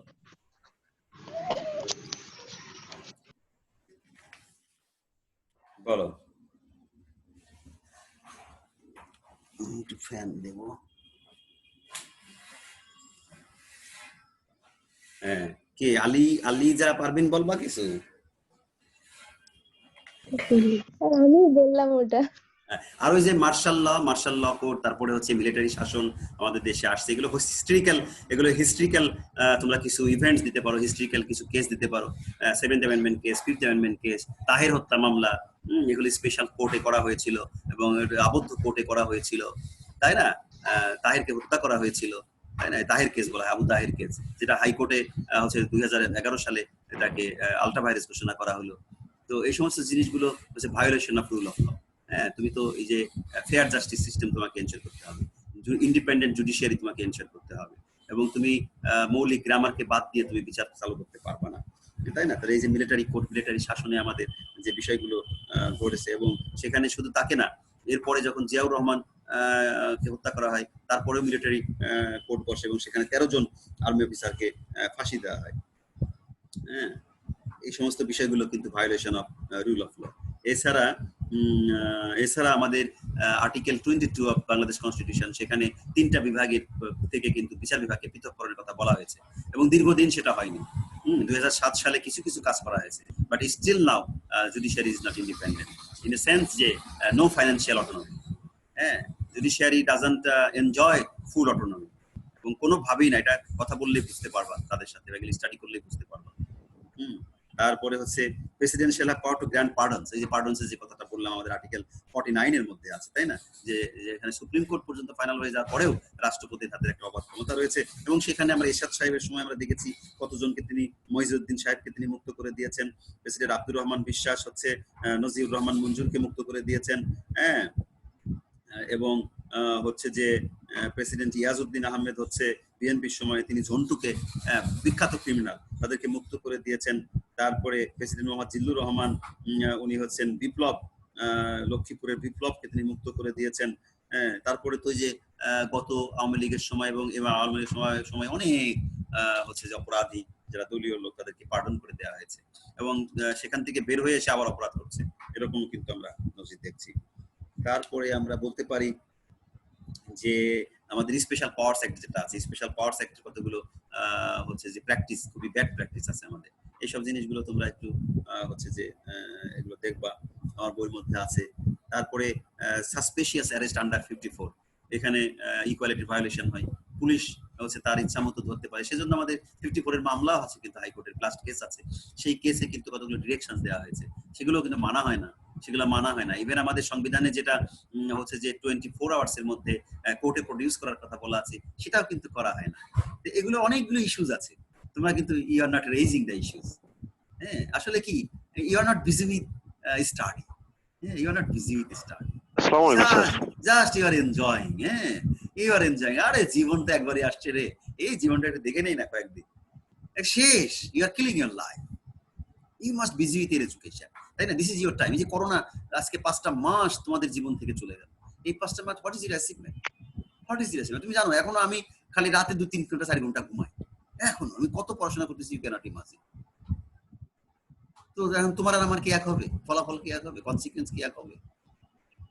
কোনো স্টাডি নাই। তোমরা রুল অফ লর ছাত্র, তোমরা মাস্টার ডিগ্রি ছাত্র কিছু বলতে পারতেছো না, আমি বলে যাচ্ছি বই দেখে দেখে। তারপরে এনিমি প্রপার্টি অ্যাক্ট, একটু পরে বলো। এনিমি প্রপার্টি অ্যাক্ট, হ্যাঁ, এনিমি প্রপার্টি অ্যাক্ট যেটা যে যারা চলে গেছিল বাংলাদেশ থেকে ইন্ডিয়াতে যুদ্ধের পর 47 সাল, তারপরে এটা 71-এর পরে এনিমি প্রপার্টি অ্যাক্ট, এই অ্যাক্টটা বাতিল হয়ে গেছে কিন্তু পরবর্তীতে। তো এই অ্যাক্টটা ইটসেলফ হচ্ছে যে violation of rule of law, violation of constitution, যেটা বৈষম্যমূলক আইন। হ্যাঁ, কারণ সম্পত্তি থেকে বঞ্চিত করা, তার বংশের কাউকে দেওয়া হবে না, সে চলে গেছে, সে শত্রু হিসাবে খাইতে হবে, ওইটা সম্পত্তি হবে রাষ্ট্রের, এবার তার ভাগ বাটা, তাই না? এই যে সমস্ত বিষয়, এগুলো রুল অফ ল এর ভায়োলেশন। তারপরে প্রোক্রাস্টিনেশন অফ জুডিশিয়াল সিস্টেম, এই যে আমাদের বিচার ব্যবস্থায় দিনের পর দিন, হ্যাঁ, মাসের পর মাস, বছরের পর বছর, তাই না, যুগের পর যুগ হচ্ছে মামলা নিষ্পত্তি হচ্ছে না। এগুলো কি ইকুয়াল ট্রিটমেন্ট? এগুলো কি ফেয়ার জাস্টিস? এগুলো কি রুল অফ ল বলা যায়?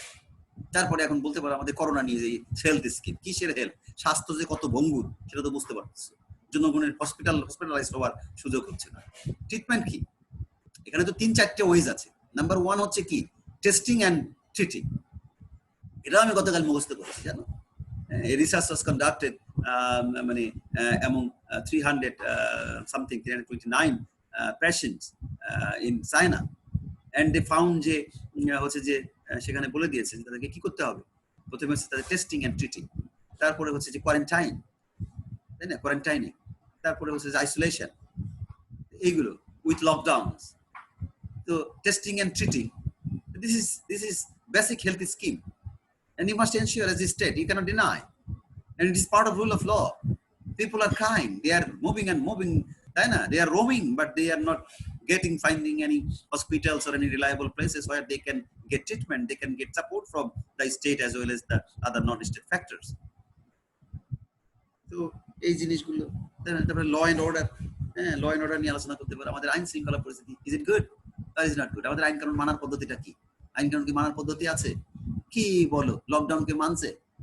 সরকার বন্ধ করে বসাই দিচ্ছে, মানছে কেউ? কার মানা? তুমি কুষ্টিয়া শহরে গেলে বুঝবা।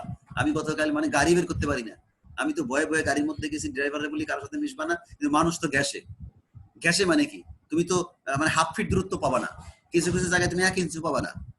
তাহলে how can you save yourself?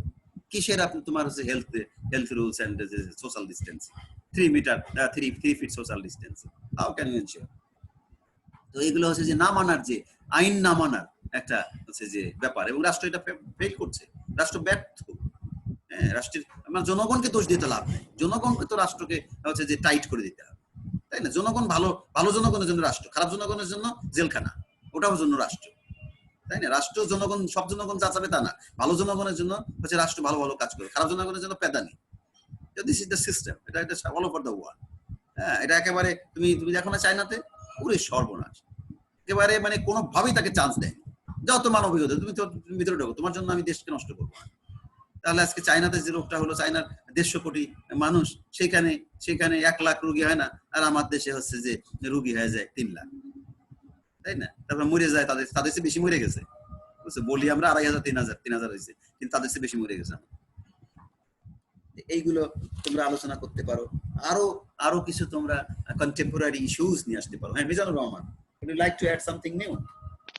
আসসালামু আলাইকুম স্যার। বিষয় হচ্ছে আমাদের কিন্তু স্যার যথেষ্ট সুন্দর সুন্দর আইন আছে বাংলাদেশে, যথেষ্ট আইন আছে, আমাদের সংবিধান আছে, সবকিছু A to Z অনেক সুন্দর ভাবে লেখা আছে, কিন্তু আসলে তো প্রয়োগ হচ্ছে না। এখানে রাষ্ট্রের যদি সদিচ্ছা না থাকে এবং রাজনৈতিক যদি একটা কমিটমেন্ট না থাকে, সেখানে স্যার আসলে কমিটমেন্ট যদি না থাকে, সেখানে স্যার আসলে আপনি যত জায়গা আমাদের বইতে যতই লেখা থাকুক, হাজার হাজার লেখা থাকুক, কিন্তু আসলে স্যার কাজে আসবে না। এখানে আমাদের সব থেকে সমস্যা হলো রাজনৈতিক দলগুলোর সদিচ্ছা, যারা বড় দল আছে, তারা যখন যে ক্ষমতায় আসছে তখন সে ভোগ করছে তাদের নিজেদের সাথে, কিন্তু মানুষের কল্যাণে যে দেশের কল্যাণে যে বিশাল কিছু হ্যাঁ জি স্যার, যে এই বিষয়গুলো স্যার আমাদের খুবই ব্যথিত করে। এই বিষয়গুলো তো তোমার ফিলোসফিক্যাল বললে হবে না, তোমার এই বিষয়গুলো হচ্ছে যে উইথ এক্সাম্পলস তোমাকে বলতে হবে। You must give example. তুমি বলছো যে ল্যাক অফ ডেডিকেশন। আমাদের জুডিশিয়ারিটা যেমন এখনো মনে করেন যে স্যার এখনো স্বাধীন না, যেমন আমাদের জুডিশিয়ারিটা এখন মনে করেন পার্লামেন্ট মেম্বাররা যে এখন তাদের হাতে নিয়ে চলে যাচ্ছে। না, ওটা এখনো নাই, ওটা তো 16তম সংশোধনী বাতিল হয়ে গেছে। ইউ মে মেনশন যে পার্লামেন্ট টুক দ্য ইনিশিয়েটিভ, তারা চাচ্ছে তো, কিন্তু আমাদের পার্লামেন্টরা যদি তারা চাই যে তাদের হাতে নিতে, তাহলে তাদের ইন্টেনশনটা বুঝতে হবে স্যার, যে তাদের আসলে ইন্টেনশনটা কোথায়, যে তারা তো চাচ্ছে যে আমাদের হাতে চলে আসুক, তাহলে তারা তো চাচ্ছেই যে জুডিশিয়ারি একেবারে তারা কবজা করে ফেলবে। তাহলে তাদের ইন্টেনশনটা বুঝলেই তো বোঝা যায় আসলে স্যার এটা আসলে পসিবল না। এটা মানে ভালো কিছু করা রুল অফ ল আমাদের বাট ফেয়ার সিস্টেম করে আইন করে তুমি পার্লামেন্টের ফাইনাল ডিসিশনে, সেটা পৃথিবীর বিভিন্ন দেশে আছে, বাট জি স্যার, আমাদের সিচুয়েশন ডাজন্ট পারমিট। জি স্যার, জি স্যার, জি স্যার, এটা আর কি sir. Okay, good good good, thank you. আর কেউ? আর কেউ? আর কেউ বলবা না? স্যার আসসালামু আলাইকুম স্যার, মুন্না স্যার। হ্যাঁ মুন্না বলো। মনে হয় যে মুন্না বাইসে নাই, মুন্না মনে হয় ঘুমায় গেছে। বলো বলো। স্যার অ্যাকাউন্টেবিলিটি স্যার রুলার্স এবং স্যার যারা রুলি তাদের কারোরই স্যার অ্যাকাউন্টেবিলিটিটা স্যার হচ্ছে নাই, যথেষ্ট নাই, যার জন্য স্যার আপনার রুল অফ লটা প্রতিষ্ঠিত হতে এখনো মানে বাধা পাচ্ছে স্যার, ব্যারিয়ার ক্রিয়েট করছে sir. accountability is a mechanism and that should be implemented. আমাদের মেকানিজমের মধ্যে, আইন কানুনের মধ্যে এগুলো থাকে, বাট আসলে ইমপ্লিমেন্টেশনটা হয় না। আমাদের আইন কানুনের মধ্যে আছে, এখন কোন কোন আইনে নাই সেটা তোমাকে গবেষণা করতে হবে। গবেষণা করে বলতে হবে দেখেন এই যে এইসব জায়গায় কিন্তু অ্যাকাউন্টেবিলিটি মেকানিজমস নাই, অর যে মেকানিজমস আছে সেটা দুর্বল আছে।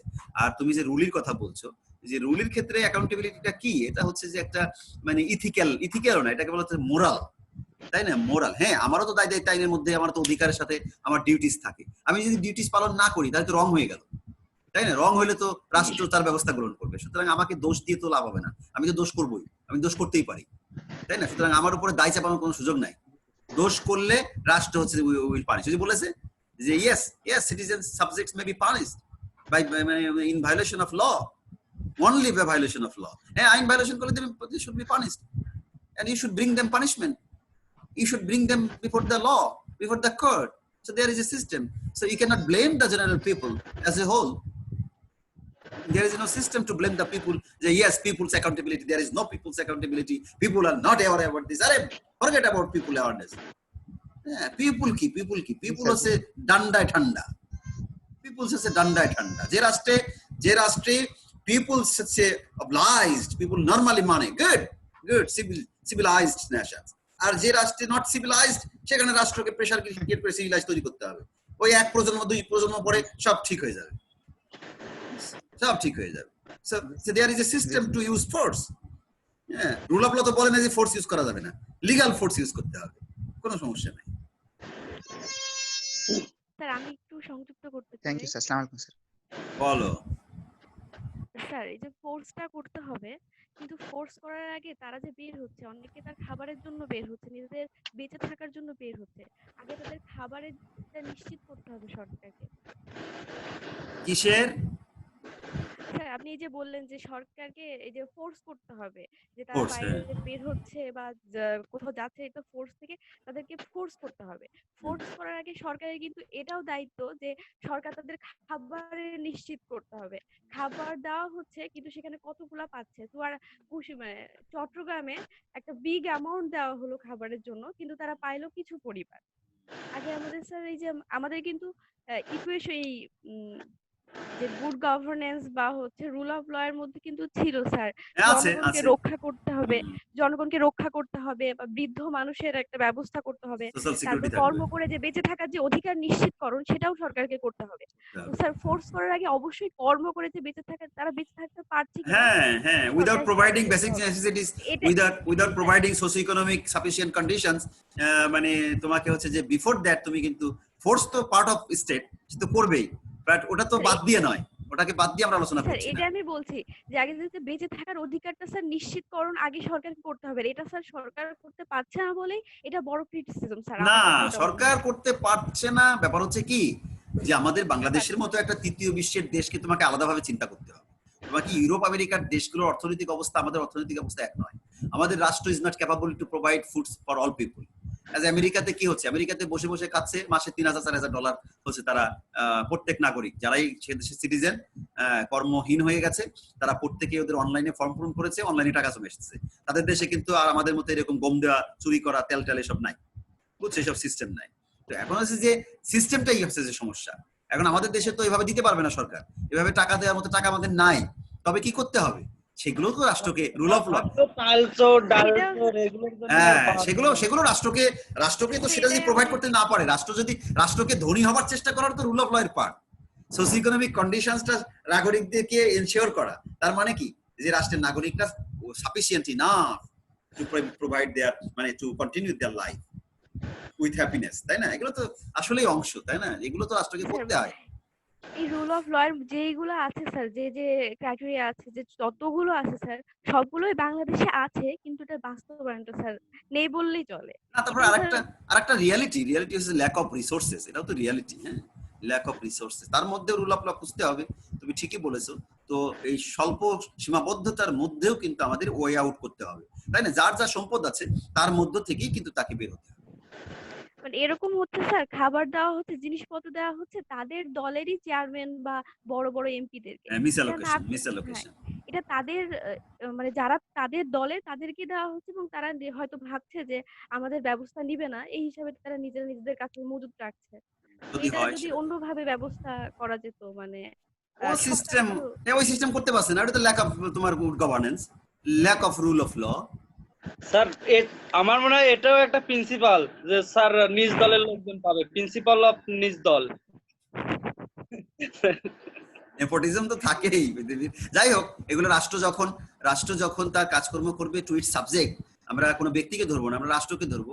রাষ্ট্র আর সাবজেক্ট সম্পর্ক হচ্ছে জনগণ আর রাষ্ট্র। তো রাষ্ট্র যখন কোনো কিছু নিশ্চিত করবে, যে ইকুয়ালিটি অর্থ কি? যে তুমি যদি গমও দাও 10 কেজি, ওই 10 কেজি গমের অধিকার সকলের হক আছে, কিন্তু তার মধ্যে তোমাকে ইকুইটি করতে হবে। যেমন আমার বাধার দরকার নেই, আমার প্রফেসর জহুরুল ইসলামের আমি লাখ টাকা বেতন পাচ্ছি বসে বসে ঠ্যাঙের উপরে ঠ্যাং তুইয়ে। তো I don't need any food service from the government, but যার দরকার তাকে দিতে, এটাকে বলে ইকুইটি, এখানে ইকুয়ালিটি না। তো ইকুয়ালিটি অ্যামং দ্য ইকুয়ালস। তো রাষ্ট্রকে কি করতে হবে? রাষ্ট্রকে সেই যারা who are deprived, who are not capable to run their life, হ্যাঁ, continue their life, they need basic necessities, তাদেরকে সেটা provide. So that should be a system. যখন সিস্টেম করতে পারছে না, তার মানে lack of rule of law, lack of মানে গভর্নেন্স ইজ নট গুড। এগুলো বলতে পারো, এগুলো আলোচনা করতে পারো, লিভিং এক্সাম্পলস নিয়ে তুমি এগুলো। আর যখনই কোনো কিছু আলোচনা করবা, ভাষা করবা না। You must put a law, you must give instances, একদম লিভিং ইনস্ট্যান্সেস একেবারে।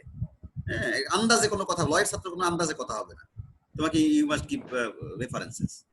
হ্যাঁ স্যার একটা বিষয় ছিল স্যার, সেটা হচ্ছে যে আমরা দেখতে পাই যে যে দলই ক্ষমতা আসুক, যে রাজনৈতিক দলই ক্ষমতা আসুক, সংবিধানকে নিজেদের মানে ক্ষমতায় টিকে থাকার জন্য নিজেদের মতো করে চেঞ্জ করে নেয়। এক্সাম্পল দাও, এই কথা বললে হবে না, এক্সাম্পল দিতে হবে। স্যার তত্ত্বাবধায়ক সরকারের ওই যেটা তোমার তুলে দেখা দিল। যাচ্ছে যে সরকার আসে ঠিক এক্সাম্পল দাও, একটা এক্সাম্পল দাও। স্যার দেখা যাচ্ছে এরশাদের আমলে আমরা দেখতে পাইছি যে স্যার ওই যে সামরিক শাসন আমলে যেসব কাজগুলো করেছে, এগুলো সংশোধনী দ্বারা বৈধতা দিয়ে দিয়েছে। আহা, হ্যাঁ, রাইট। কোন সংশোধনী? অষ্টম না সপ্তম সংশোধনী। সপ্তম সংশোধনীতে জিয়া রহমানের সময় পঞ্চম সংশোধনীতে, এবং মিলিটারি ল চেঞ্জ করে। This is instance, this is example.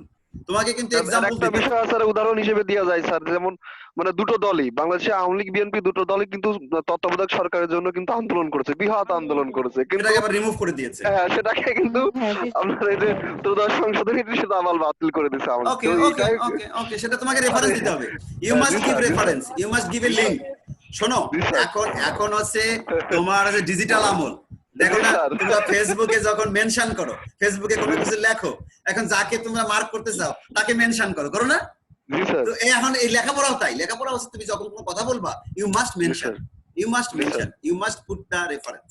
Sir আরেকটা বড় উদাহরণ যে স্যার এই যে যখন সরকার দেখতেছে যে বিচার বিভাগকে মানে প্রতিদ্বন্দ্বী ভাবছে, তখনই কিন্তু সংবিধানের 96 আর্টিকেল চেঞ্জ করে এক্সাম্পল স্যার এই যে 16 সংশোধনী যে মামলাটা আছে, এখানে তো স্যার স্পষ্টভাবে বিচার বিভাগের স্বাধীনতা হরণ করার একটা প্রসেস হয়েছে স্যার।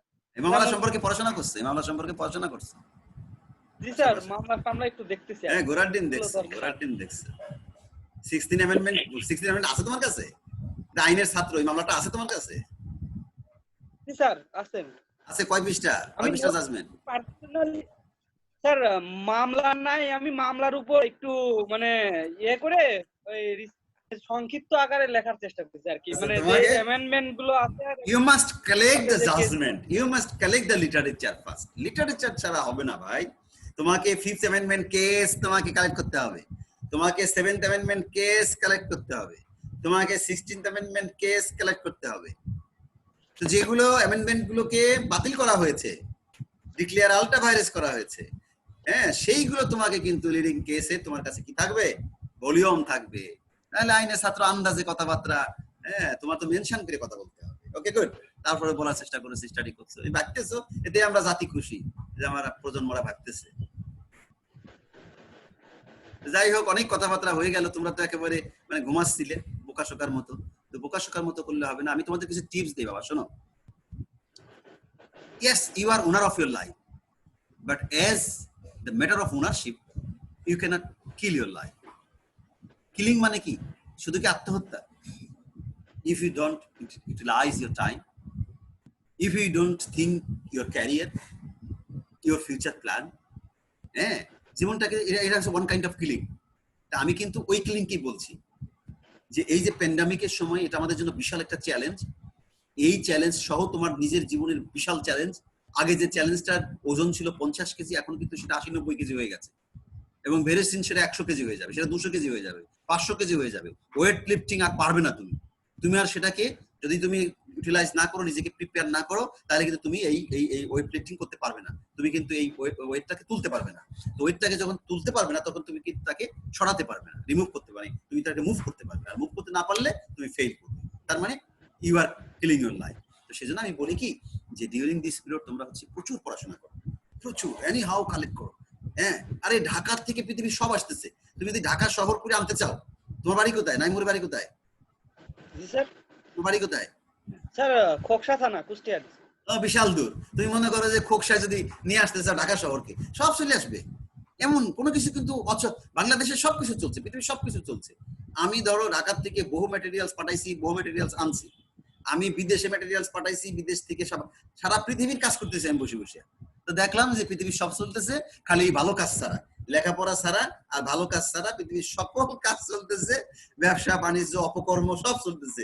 খালি হচ্ছে যে তোমার হচ্ছে যে খাদ্য ভেজাল, এটা সেটা সবই চলতেছে, বুঝতে পারছো? ওষুধি ভেজাল, খাদ্য ভেজাল, অবৈধ ইনকাম, এটা সেটা করা, মানুষ হত্যা করা, সবই চলতেছে। খালি চলতেছে না ক্লাস, পরীক্ষা আর ভালো ভালো কাম, বুঝছো? বিয়ে শাদী চলতেছে, বিয়ে শাদী বন্ধ নাই, বুঝতে পেরেছো? স্যার বিয়ে কি ভালো কাজ নয়? আল্লাহ, লা ইলাহা ইল্লাল্লাহ মুহাম্মাদুর রাসূলুল্লাহ। ঠিক আছে, এখন শোনো, তোমরা হচ্ছে যে একটু লেখাপড়া করো, শোনো, একটু লেখাপড়া করো, আর ইংলিশ প্রফিসিয়েন্সিটা বাড়াও। তোমাদের জানো বড় প্রবলেমটা কি জানো? তোমরা নিজেরাও রিয়ালাইজ করো, English proficiency. You must improve your English proficiency. যদি এই করোনার 5 মাস তোমরা প্রচন্ড ভাবে দিনে অন্তত 12-14 ঘন্টা লেখাপড়া করতে, তাহলে আমার ধারণা 3 মান্থসে তোমাদের এই লেভেলে। আমি কিন্তু নিজে এখন ইংলিশ প্র্যাকটিস করছি, এবং আই এম গোইং টু মানে ফেস আইএলটিএস। আমি জেনারেল আইএলটিএস দিতে যাব, এখন বয়স টয়স হয়ে গেছে, তারপরে আমি যাব, আমি আইএলটিএস ফেস করবো। স্যার এগুলো না হলে আমরা আসলে নিজেরাও তৈরি না, তোমাদেরকে তৈরি করতে পারছি না। তো যাই হোক, আমরা যাই করি না কেন, ইউ মাস্ট মানে প্রিপেয়ার ইয়োরসেলফ। আমি তোমাদের এইটুকু টিপস দেই, you should not waste time, you should not waste time. এক্ষুনি বসে যাও, এক্ষুনি বসে যাও, একেবারে 24 ঘন্টার মধ্যে পুরো টাইমটাকে ইউটিলাইজ করো, পুরো টাইমটাকে ইউটিলাইজ করো। হ্যাঁ, একটা কি করো, ফিলোসফার্স হয়ে যাও, একটা ভাবনা নিয়ে আসো, হ্যাঁ, একটা ভাবুক হয়ে যাও, সেইটাকে তুমি ইমপ্লিমেন্ট করা শুরু করে দাও। মানুষ পাগল ভাববে, আসলে পাগল না হলে তো কিছু হবে না। যা কিছু হয়েছে পৃথিবী পাগল দ্বারাই হয়েছে, বুঝতে পেরেছো? তো সেই পাগলামি মানে এমন না যে একেবারে ম্যাড, ওরকম না। আমরা বলছি যে পাগলামি মানে সামথিং ক্রিয়েটিভিটি তোমার মধ্যে থাকবে। সেই ক্রিয়েটিভিটিটা কিভাবে আসবে? তোমাকে নিউ চিন্তা করতে হবে। হ্যাঁ, খালি নেগেটিভ চিন্তা ভাবনা করলে আর এটা কিছু, আর এটা মানে কোশ্চেন, এত কোশ্চেন করে নয়। তোমাকে আগে ভিশন ঠিক করতে হবে, তারপর মিশন ঠিক করতে হবে, দেন তোমাকে ইমপ্লিমেন্ট করে দিতে হবে। খালি রুল অফ নিয়ে চিন্তা করে হায় হতা যা, আরে কি হবে দেশে, বা কিছু হলো না, দেশে নাই, পৃথিবী জয় করো। তুমি আটলান্টিক জয় করেছে মানুষ, আমেরিকা জয় করেছে মানুষ, আর এখন তুমি উপরে উড়ে যেতে পারবে না? তুমি উড়ে যাও, তোমার বয়স আছে, ইউ আর মানে ইয়াং ইনাফ টু মানে কি করবো, কনকার দ্য ওয়ার্ল্ড, তাই না? বই পুস্তক, আইটিএস বই টইগুলো সব দেখো, ডাউনলোড করো, হাজার পৃথিবীর সবকিছু হাতের মুঠোয়। আর এই সময় তো আমার ছাত্র জীবন ছিল না, জানো? আমি ছাত্র জীবন এগুলো থাকলে আমি পৃথিবী ফাটায় বেড়াইতাম। হ্যাঁ, কিছু ছিল না, তাই তো আমি মোটামুটি ফাটায় ফুটে সব জোড়া লাগাইছি আবার। হ্যাঁ, এখন এই বুড়ো কালে বসে বসে আমার ছেলে মেয়ে কেউ আমার সাথে এসব পারবে না। তোমরা তোমরা আমার 50 জন 60 জন ছাত্র মিলে যা না করো আমি একাতা করি বসে বসে। তোমাদের ক্লাস শেষ করি আবার 3rd ইয়ারের ক্লাস রেডি করো, বুঝতে পারছো? কাল সকালে আবার নেবো হচ্ছে যে অন্য বিশ্ববিদ্যালয়ের ক্লাস নেবো, রাতে নেবো আবার ইভিনিং এর ক্লাস নেবো, পরের দিন আবার একটা বিশ্ববিদ্যালয়ের ক্লাস নেবো। এগুলো তৈরি করতে কি আছে? আইএলটিএস পড়তেছি দিনে হচ্ছে যে 14-15 ঘন্টা, বুঝতে পারছো? কি কিছু হইলো? মোটিভেশনাল কিছু হইলো? ইন্সপায়ার হইলে না? এসবের দাম নাই, বয়স হয়ে গেলে ইন্সপায়ার হয় না। ছোট ছোট বাচ্চা কাজা বোঝান যায়, তোমরা হচ্ছে বয়স হয়ে স্যার গেছে। আপনি অনেক পরিশ্রমী। না এত টেকনিক তোমাদের, হ্যাঁ তোমরা কান দিয়ে কিচ্ছু শুনতে চাও না, এত বুদ্ধি এত বুদ্ধি, আর নিজের ভালোটাও তোমরা বোঝো না। আমি তো পাগল হয়ে গেছি। আমি গত কয়েক মাসে তোমাদের আমাদের ইসলামী ছাত্রদের কথা শুনে তাদের অ্যাটিটিউড দেখে আমি মরে গেছি। মানে they cannot understand their interest, they don't realize their life. হ্যাঁ আরে বাবা, which one is good which one is bad এটা তুমি বুঝতে পারছো না, তার মানে you are not empowered, you are not capable to choose good thing, তাই না? You cannot find out the proper root.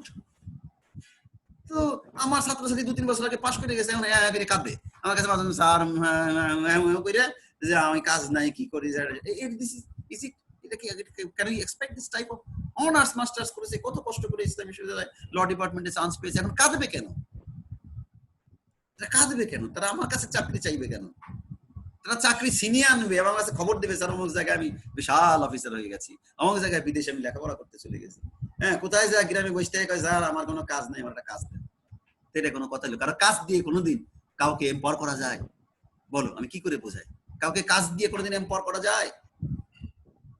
তাহলে তো আপ বটম হলো, হতে হবে বটম আপ। বটম আপ, তোমাকে মানুষ ডাকবে, তুমি কারো কাছে সিভি দিয়ে যে স্যার আমার ডাকেন তা না, স্যার খুঁজবে যে কে পারফেক্ট আমার এই কাজটি করবার জন্য, তাই না?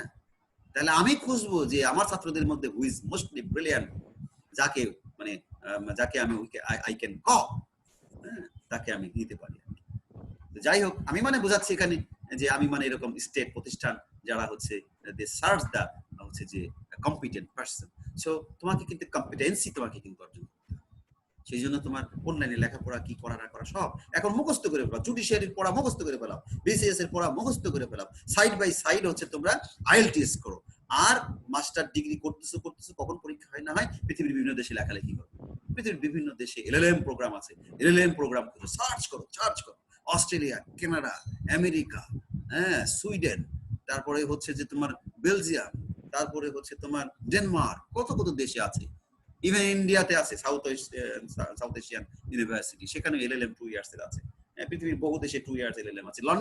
লন্ডন যাও, 1 year LLM, 2 year LLM, specialization করো, business law, trade law, human rights law, intellectual property law, Italy যাও পড়াশোনা করো।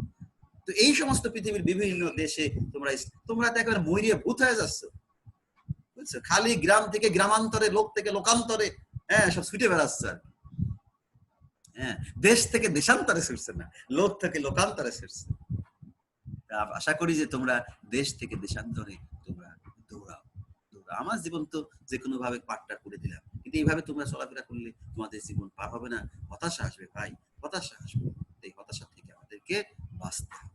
হ্যাঁ, হতাশা জীবনকে নষ্ট করে দেবে, আর করোনা একটা বিরাট হতাশার জায়গা সৃষ্টি করে ফেলেছে। সুতরাং এটাকে ওভারকাম করতে হবে, shoulder to shoulder, hand to hand, হ্যাঁ, হেড টু হেড আমাদেরকে কাজ করতে হবে। এভরিবডি শুড থিঙ্ক দেমসেলফ, হ্যাঁ, they should think their future. তাহলে সেটাকে সেট করে নিয়ে দেখবা যে কত সমস্যা, কত ল্যাকিংস আছে জীবনে, হ্যাঁ, কত শর্টকামিংস আছে জীবনে। হ্যাঁ, একটা মানুষ 100% পরিপূর্ণ হবে না, কিন্তু যে লাইনে যাবে দ্যাট লাইনে হচ্ছে যে তুমি জয় করবে। So thank you very much. I wish your success, all the best. Thank you.